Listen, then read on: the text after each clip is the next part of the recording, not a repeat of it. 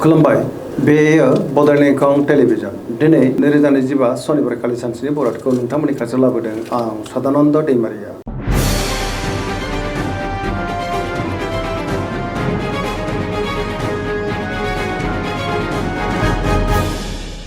सिगां फरायफिन लादों मेष राशि गिबि हांखो अ ल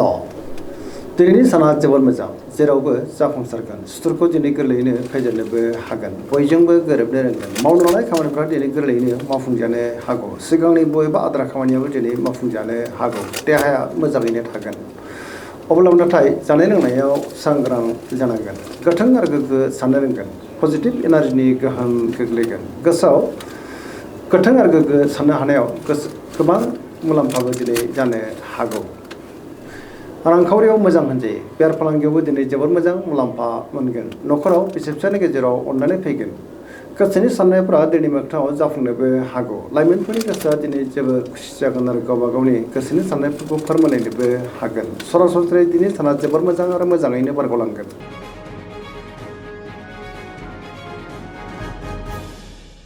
वृष राशि गिबि हांखो इ उ ब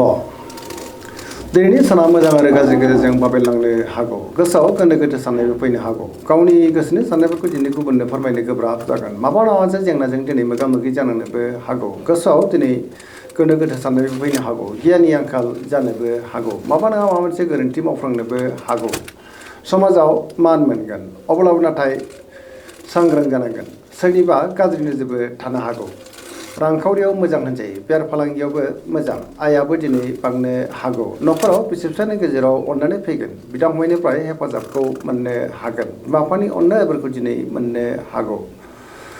अब्लाबो नाथाय नेगेटिभ एनार्जिनि गोहोम गोग्लैनोबो हागौ लोगोफोरनिफ्राय हेफाजाबखौ मोननो गोब्राब जागोन सोरजोंबा रायखुमा जानोबो हागौ मोनफ्रोमबो बिथिङावनो दिनै सांग्रां जानाया गाहाम।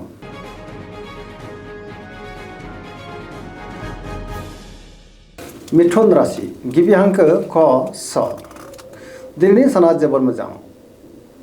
गोसोआव गोथों आरो गोग्गो साननाय फैगोन गियाननि आंखाल जानाय नङा पजिटिभ एनार्जिनि गोहोम गोग्लैगोन सोरजोंबा बाख्नाय जानोबो हागौ गोबां मोजां खाबुबो दिनै मोननो हागौ बहाबा थाङोब्ला दिनै जोबोर मोजां आरो मोजाङैनो हान्थिनोबो हागोन लोगोफोरनिफ्राय थोजासे हेफाजाब मोननोबो हागौ रांखावरियाव मोजां सिगांनि बबेबा आद्रा खामानियाव मावफुंजानायाव गोबां मुलाम्फा जानोबो हागौ बेफार फालांगियाव दिनै जोबोर मोजां मुलाम्फा मोननोबो हागोन समाजाव मान मोननो हागोन मावनो लानाय खामानिखौ दिनै थि समावनो आरो गोरलैयैनो मावफुंनो हानायाव गोसोआ दिनै जोबोर खुसि जागोन गुबुनजों मोजां सोमोन्दो लाखिनोबो रोंगोन लाइमोनफोरनि गोसोआ दिनै जोबोर खुसि जागोन आरो गावबा गावनि गोसोनि साननायफोरखौ दिनै फोरमायलायनोबो हागोन धोरोमारि बिथिङावबो गोसो दुंखांनो हागौ सरासनस्रायै दिनै साना जोबोर मोजां आरो मोजाङैनो बारग'लांगोन।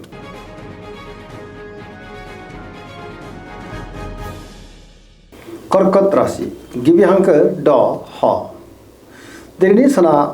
जोबोर मोजां गोसोखौ दिनै जोबोर गोजोननाय मोनगोन बहाबा दावबायनो एबा हान्थिनो खाबु मोननो हागौ आरो मोजाङैनो हान्थिनोबो हागोन गोसोनि साननायफोरा दिनै मोगथाङाव जाफुंनोबो हागौ गोसोनि बोलोआ बांगोन समाजाव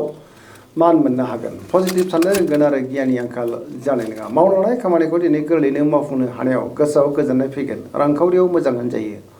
मोननो गोनांखौबो दिनै मोननो हागौ बेफार फालांगियाव दिनै जोबोर मोजां मुलाम्फा मोनगोन समाजाव बयजोंबो मान होजागोन देहाया दिनै मोजाङैनो थागोन लोगोफोरनिफ्राय थोजासे हेफाजाबबो मोननो हागौ फरायसाफोरा दिनै फरायनायाव गोसो दुंखांगोन आरो मोजां फिथाइ मोननोबो हागोन गुबुनजों मोजां सोमोन्दो लाखिनोबो रोंगोन मोनफ्रोमबो खामानिखौनो दिनै गोरलैयैनो मावफुंलांनो हागोन सरासनस्रायै दिनै साना जोबोर मोजां आरो मोजाङैनो बारग'लांगोन।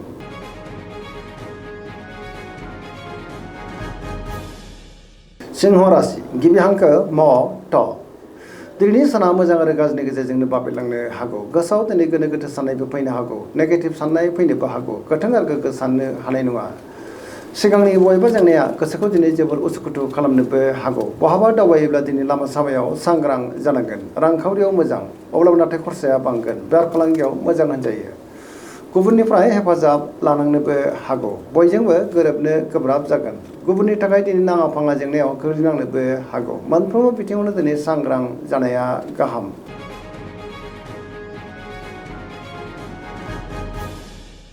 कन्या राशि गिबि हांखो प ट दिनैनि साना मोजां आरो गाज्रिनि गेजेरजोंनो बाबेनलांनो हागौ गोसोआव दिनै गोनो गोथो साननायबो फैनो हागौ गावनि गोसोनि साननायफोरखौ दिनै गुबुननो फोरमायनो गोब्राब जागोन गोथों आरो गोग्गो साननो रोंनाय नङा गियाननि आंखाल जानोबो हागौ रांखावरियाव बारा मोजां नङा नाङा फाङा खरसाया दिनै बांनोबो हागौ बेफार फालांगियावबो दिनै बारा मोजां नङा होनजायो न'खराव अननानै फैगोन गोबां खामानियाव दिनै मुखुबबो थागोन सोरजोंबा बाख्नाय जानोबो हागौ अब्लाबो नाथाय नेगेटिभ एनार्जिनिबो गोहोम गोग्लैनोबो हागौ सुथुरनि गाज्रि नोजोर थानोबो हागौ लाइमोनफोरनि गोसोआ दिनै जोबोर आला खाला जागोन आरो गावबा गावनि गोसोनि साननायफोरखौ दिनै फोरमायलायनोबो गोब्राब जानोबो हागौ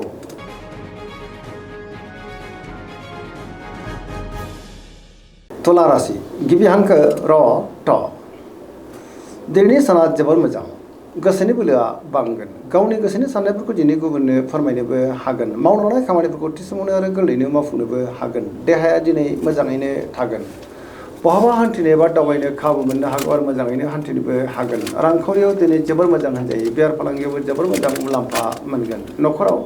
बिसि फिसायनि गेजेराव अननानै फैगोन समाजावबो मान मोननो हागोन गुबुननि गोसोखौ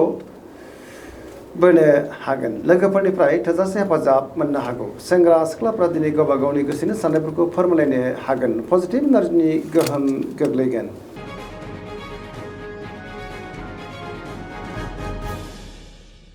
वृश्चिक राशि गिबि हांखो न स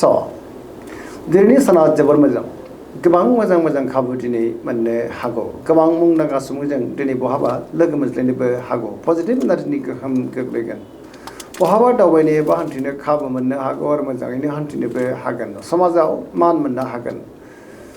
सोरबा गोजाम लोगोजों दिनै बहाबा लोगो मोनज्लायनोबो हागौ गोसोआव पजिटिभ साननाय फैगोन मावलांनाय खामानिखौ थि समावनो आरो गोरलैयैनो मावफुंनो हानानै गोसोआ दिनै जोबोर खुसि जागोन गुबुननिफ्राय हेफाजाब मोननो हागौ बिसि फिसायनि गेजेराव दिनै अनलायनाया बांगोन सोरबा गोजाम लोगोजों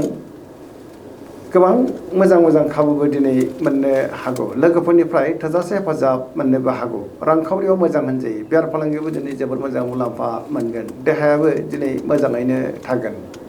फरायसाफ्रा दिनै फरायनायाव गोसो दुंखांगोन आरो मोजां फिथाइ मोननोबो हागोन लाइमोनफ्रा गावबा गावनि गोसोनि साननायफोरखौ दिनै फोरमायलायनोबो हागोन आरो पजिटिभ एनार्जिनि गोहोम गोग्लैगोन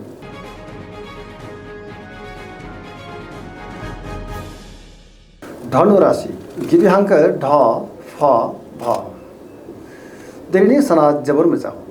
गोसोआव गोथों आरो गोग्गो साननाय फैगोन गियाननि आंखाल जानाय नङा सोरबा लोगोजों दिनै बाख्नाय जानोबो हागौ सिगांनि बबेबा आद्रा खामानिया दिनै मावफुंजानोबो हागौ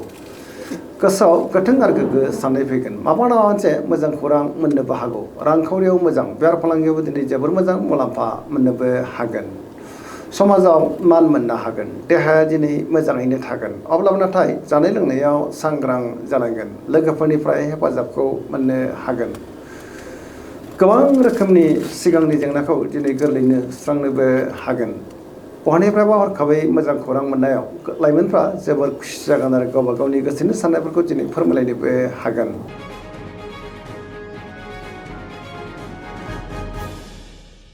मकर राशि गिबि हांखो ख ज दिनैनि साना जोबोर मोजां गोबां मोजां खाबु दिनै मोननोबो हागौ समाजाव मान मोननो हागोन रांखावरियाव दिनै जोबोर मोजां होनजायो बेफार फालांगियाव दिनै जोबोर मोजां मुलाम्फा मोननोबो हागोन गुबुननि थाखाय गोबां मोजां खामानि मावनानै होनोबो हागोन सोरबा लोगोनिफ्राय थोजासे हेफाजाबबो मोननो हागौ न'खराव अननानै फैगोन बिदा फंबायनिफ्राय हेफाजाबखौ मोननो हागोन बिसि फिसायनि गेजेराव अनलायनाया बांगोन गोदान खामानियावबो दिनै आखाइ होजेननो हागोन बिमा बिफानिफ्राय अननायफोरखौ मोननो हागौ सेंग्रा सिख्लाफ्रा दिनै जोबोर खुसि जागोन आरो गावबा गावनि गोसोनि साननायफोरखौ फोरमायलायनोबो हागोन धोरोमारि बिथिङाव गोसो दुंखांनो हागौ सरासनस्रायै दिनै साना जोबोर मोजां आरो मोजाङैनो बारग'लांगोन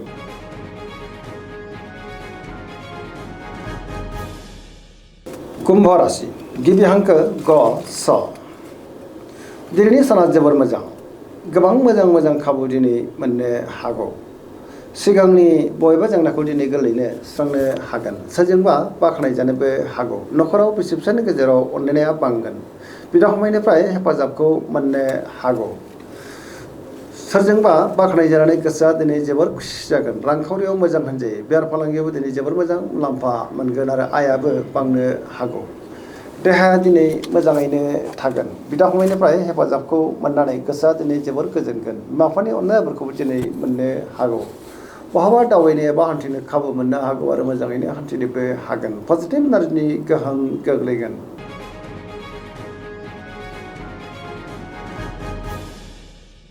मीन राशि गिबि हांखो ड स दिनैनि साना मोजां आरो गाज्रिनि गेजेरजोंनो बाबेनलांनो हागौ गुबुननि थाखाय दिनै नाङा फाङा जेंनायाव गोग्लैनांनोबो हागौ माबा नङा मोनसे जेंनाजों मोगा मोगि जानानैबो हागौ देहाया दिनै मोजाङैनो थागोन अब्लाबो नाथाय जानाय लोंनायाव सांग्रां जानांगोन रांखावरियाव बारा मोजां नङा होनजायो बेफार फालांगियावबो बारा मोजां नङा होनजायो सोरजोंबा थगायजानोबो हागौ गुबुननि थाखाय दिनै नाङा फाङा जेंनायाव गोग्लैनांनोबो हागौ मोनफ्रोमबो बिथिङावनो दिनै सांग्रां जानाया गाहाम फरायसाफ्रा दिनै फरायनायाव गोसो दुंखांगोन आरो मोजां फिथाइ मोनगोन अब्लाबो नाथाय नेगेटिभ एनार्जिनि गोहोम गोग्लैनोबो हागौ धोरोमारि बिथिङाव गोसो दुंखांगोन सरासनस्रायै दिनै साना मोजां आरो गाज्रिनि गेजेरजोंनो बाबेनलांनो हागौ